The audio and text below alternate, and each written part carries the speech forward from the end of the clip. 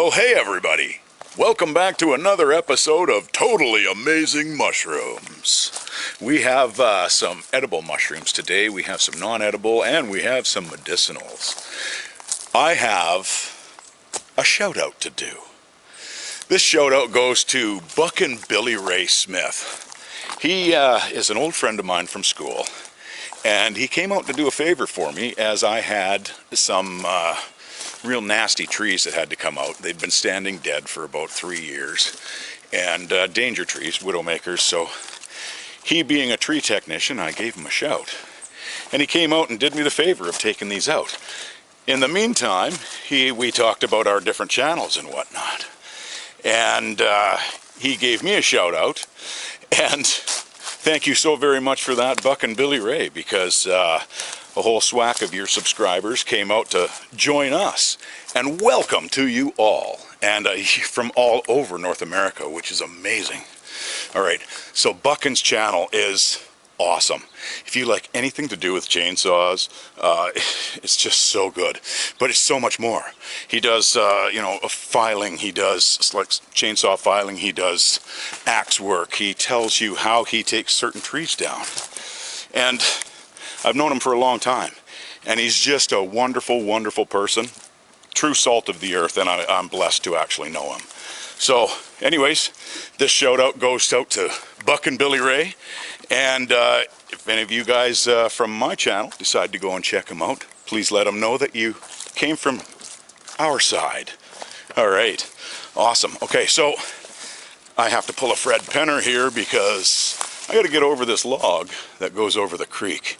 So I'm going to spin you around, and we're going to talk about the very first mushroom that we're going to go see. Yeah, this guy. So, it's a beautiful, beautiful day. I'm not going to crawl through a hollow log, by the way. Alright, so we also have today one of my totally amazing subscribers mentioned a wonderful little woodland mushroom that doesn't get a lot of attention. And I really wanted to put a little bit of focus on this one today. So a little bit about this little mushroom we're going to go see. It has had a bit of an identity crisis over the years. It's been thrown all over the place in the nomenclature world. It started out as Agaricus urens, and it got thrown in the Agaricus genus in late 1700s. But the thing is, back then, all of the guild mushrooms got put into the Agaricus genus. So anyways, it got taken out of that, and it got put in the Gymnopus genus. And then it got thrown into the Marasmius genus. And after that, well, actually during the whole thing, it got thrown into the Colibia genus. And I think it went back to the Gymnopus genus at some point.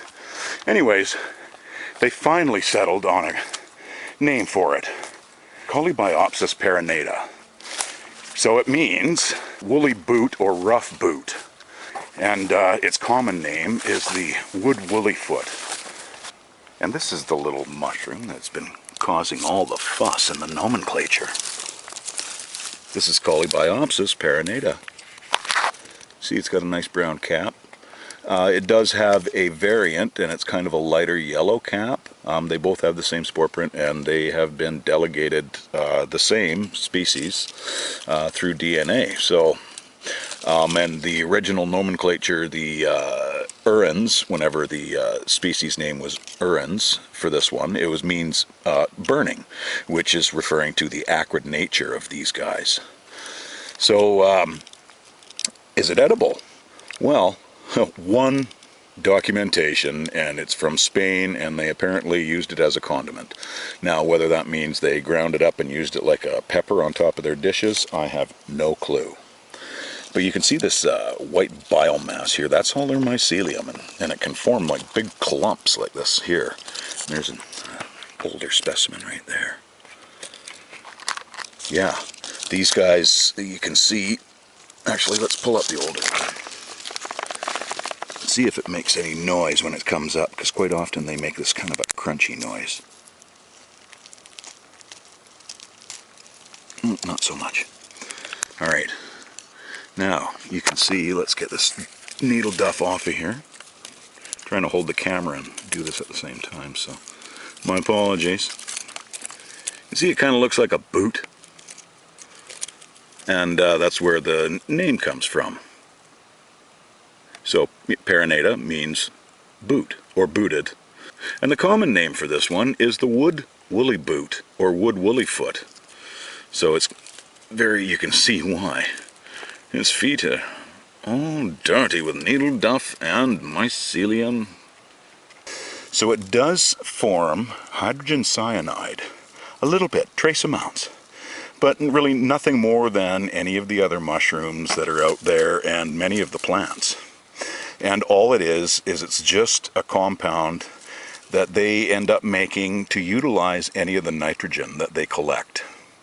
Now, some of the trees around here, like the alder, the red alder, they, Alnus rubra, they actually fix the nitrogen in the air and they send it down into their roots and goes into the forest floor, and these guys can utilize that, and so can all the other plants and mushrooms and whatnot.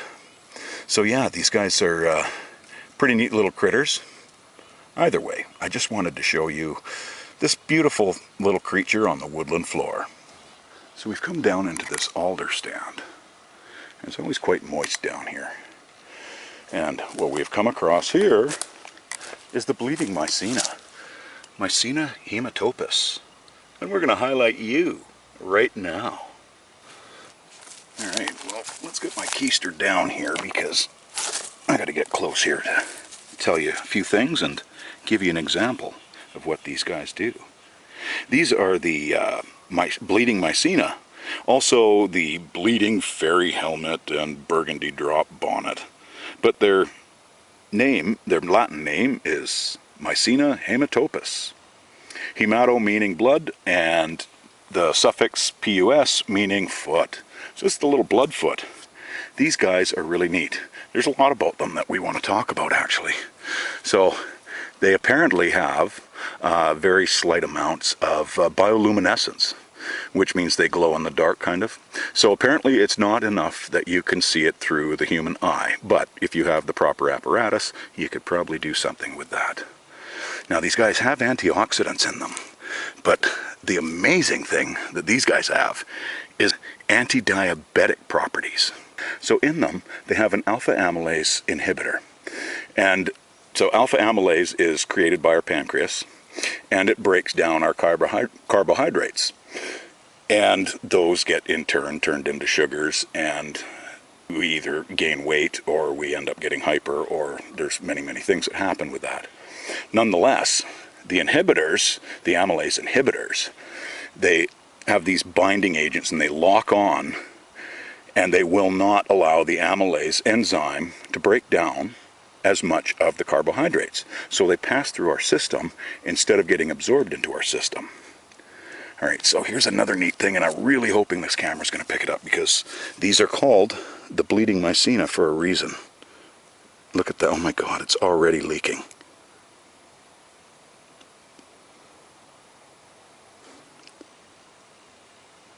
Look at that. Okay, I'm going to bring you in for a closer look. Hang on. So if you look really closely here, all those nicks that I put in with the knife are bleeding this red latex. And it looks like blood. It really does. So are these guys edible? Yeah, they're edible. But here's the thing. You throw them into a frying pan, they're going to shrivel up into a little wart. And there's not going to be nearly enough substance to them. And you'd have to pick so many of them. And as a matter of fact, I believe all the mycenas are too small. Galericulata may be big enough to harvest if you harvest enough of them. But yeah, they're just so delicate, they shrivel into nothing. And they love alder, they love hardwoods, actually. But this one happens to be an alder. And one of their favorite things is alder logs that have already been attacked by a white rot decomposer. So we're talking like Trametes versicolor, the turkey tail, Leptoporus mollis, the pink sherbet. Those guys are both white rot decomposers. Either way, I'm rambling and I have a tendency to do that. And my apologies, but look at them all. Just snarfing away, colonizing this log. Yeah. Now there is a parasite to these guys Spinellus fugizer, I believe it's what it's called. So you're going to see these fine little filamental hairs coming up, and it's going to look like they have a head of hair, kind of like a flat top cut. Very bizarre. Do they have a look-alike? Yeah, they do have a look-alike, but they're less than half an inch in size. These guys are at least 1.25 inches, and they are terrestrial loving, so they're ground lovers. But their name is Mycena sanguinolenta, but they like living in the grass, and their size is smaller than half an inch, and these guys are at least 1.25 inches, I would say. But yeah, once again, those guys are edible, but they would shrivel up into like a pinpoint. So again, don't bother with them. But scientifically, they can make extractions and pull out this inhibitor for the diabetic people out there. And I've got a few of them in my family, so. And I just noticed this guy in the cleft of this tree. And there's a couple of them in there. Look at that, a couple of little puffballs. Now, as far as I know, there's only one species of puffball that grows on wood, and that is the Lycoperdon pyriforme. These guys are just hidden right in there. All right, I'm gonna actually see if I can reach in there and pull one up, because they should have a white bottom to them if they don't completely explode here. Yeah, look at that. It's already poofing right out. That's alright, we're just proliferating the spores here. Yeah. Wow. Look at that.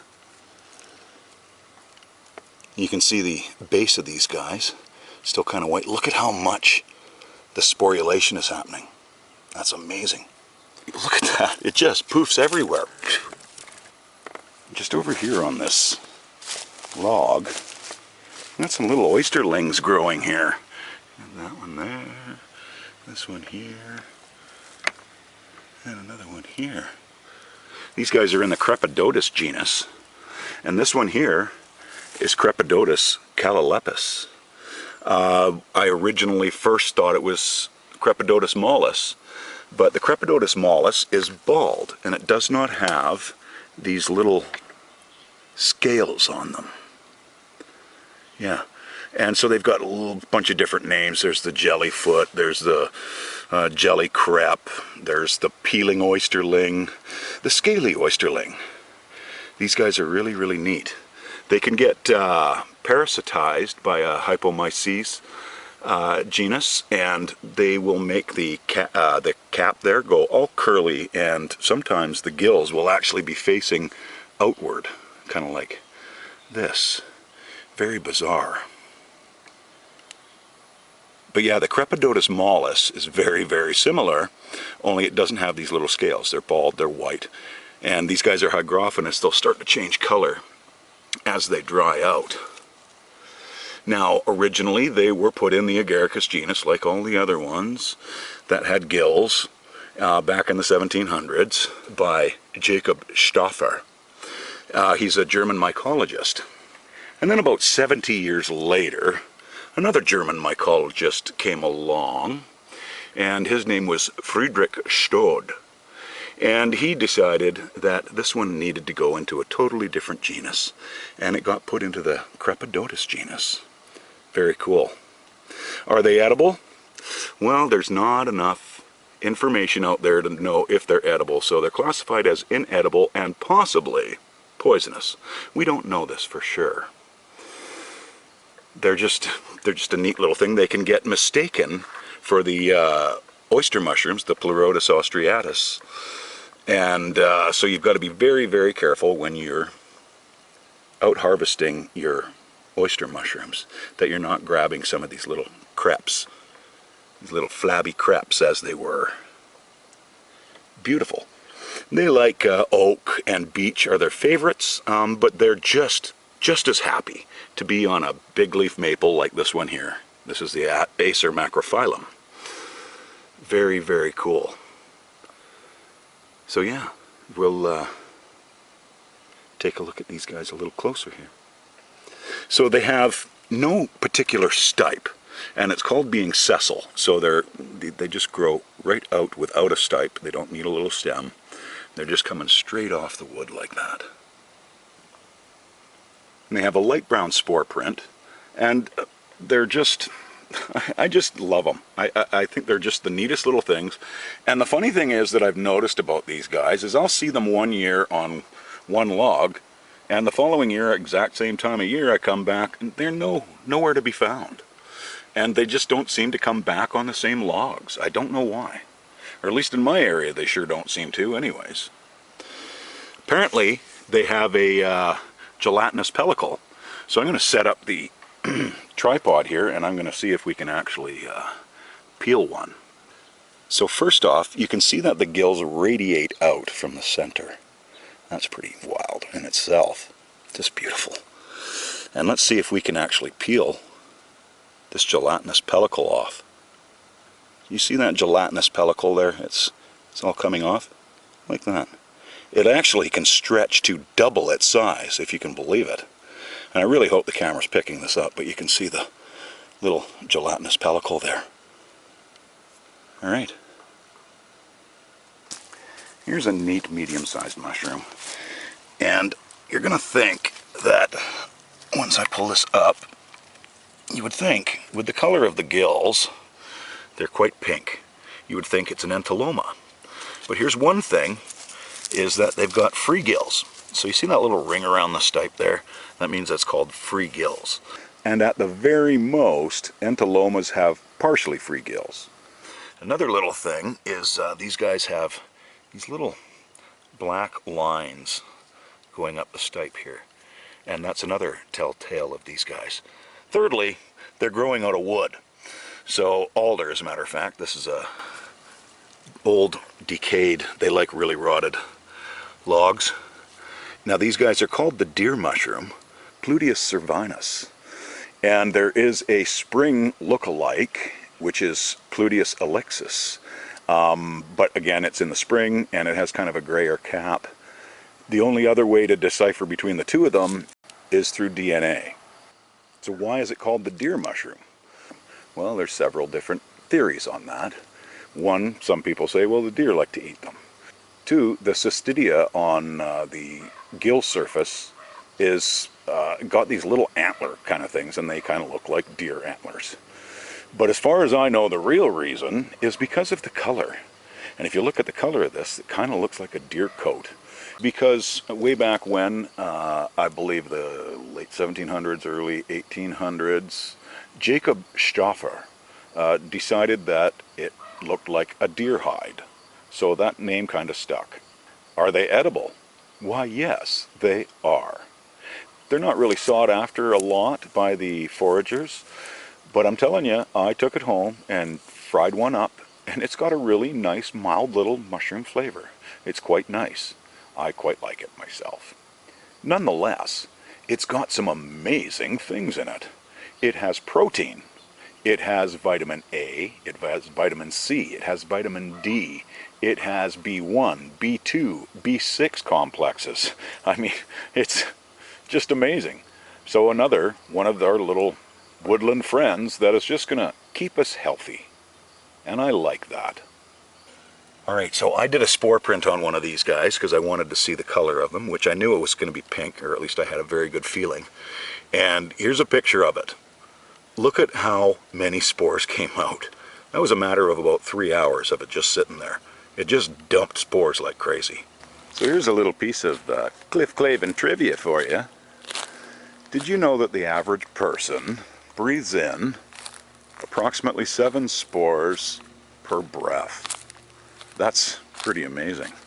So last episode we showed you the young earth ball, Scleroderma varicosum, and it was unopened. But you can see this one here has finally opened. And look at that. They're not like the puffballs where they open up in a little tiny hole, a little pore. These guys literally burst open and puke out all their material. Look at that. It's just that, that. Yeah. So that is their life cycle. This guy will keep sporulating until there are no more spores to be sporulated. Very neat. So just a little follow-up on these guys as they age.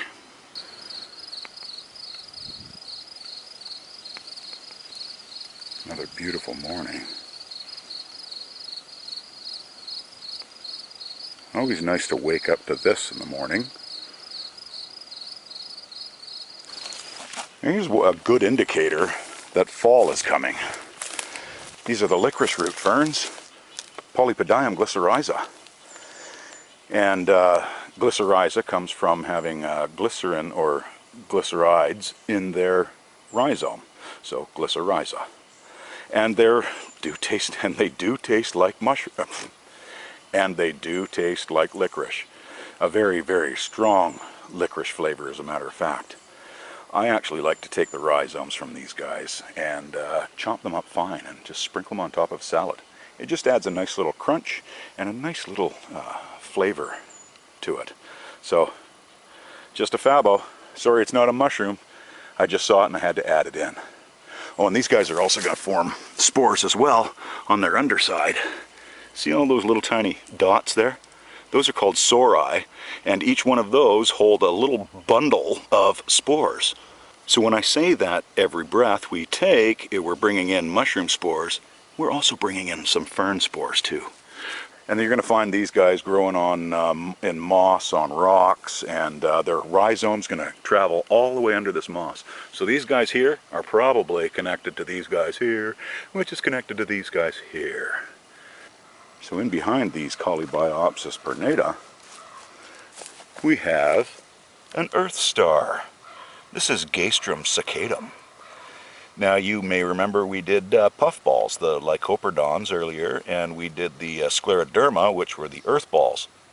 These guys are all gastroid mushrooms, so all of their spore production is internal. So the neat thing about these guys is, I'm just going to readjust here so that I can show you. So these guys started out like an onion, and then as each of these peel out, you get all these little rays coming out of them. And they have varying different kinds, and some of them, if they grow old enough, those little flaps, they look like petals to a flower, will eventually lift the whole body of this little structure up off the ground. So this little brown indentation here, this little dark mark here, that's where the spores are going to start coming out. And once this opens, they'll start sporulating, and if it gets too dry, this one can actually close that up and seal it up again, which is really, really neat.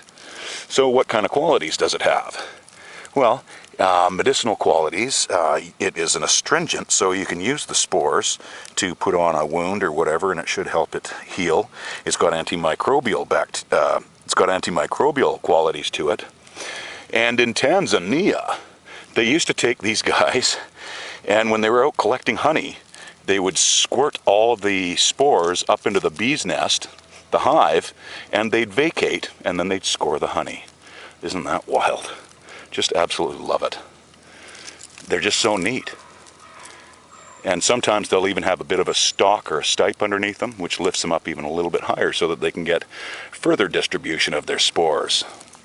But yeah, these guys are just beautiful. And we already talked about the Colybiopsis pernata.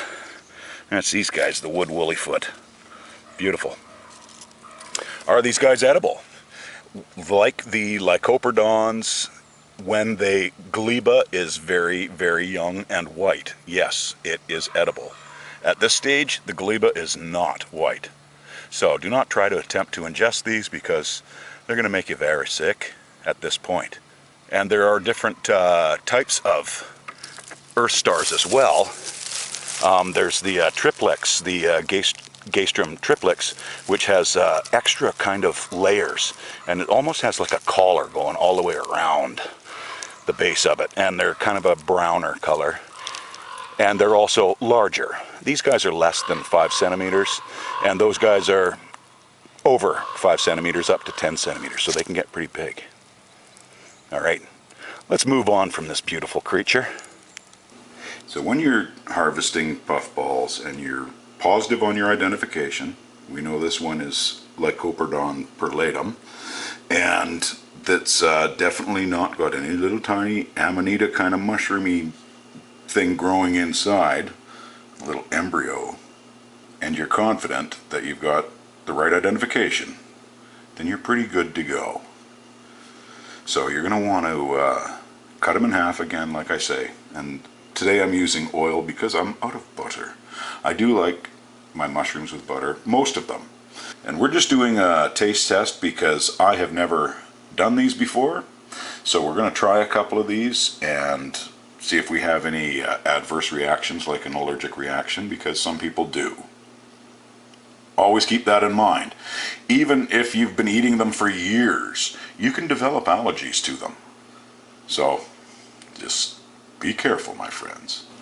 So I like to get my oil warm when I first put my mushrooms in. I don't want to have them cranked up to high heat because it's kind of a shock factor. I do that with different vegetables and wild forageables as well. So we're just going to let these guys saute for a bit, and we'll get back to you on their progress.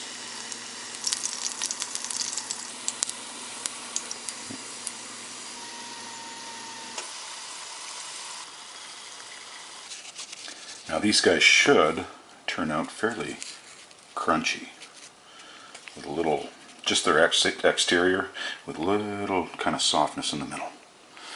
Very nice. Alright, so let's give this a shot here. A little crispy on the outside and soft on the inside. Yum. That's absolutely delicious. And again, that's with no spices or anything. That was just a little bit of virgin olive oil. They actually remind me of homemade French fries or potato chips. They are a neat little snack. Interesting. Like I said, you only want to try a couple to make sure that you're not going to have any kind of reaction to it. And carry on. Right on. As my buddy would say, chock full of yummified goodliness. Alright everybody, that's it for another episode of Totally Amazing Mushrooms. Thank you so much for coming out. And if you're new to the channel and not subscribed already, please hit the like and subscribe button. We got a bunch of new shows coming up. We got another Totally Wild Food. We've got another Closer Walk with Toe. And we got a new one, Giving Back to the Forest. And that one's going to be featuring Billy Ray. Thank you so very much.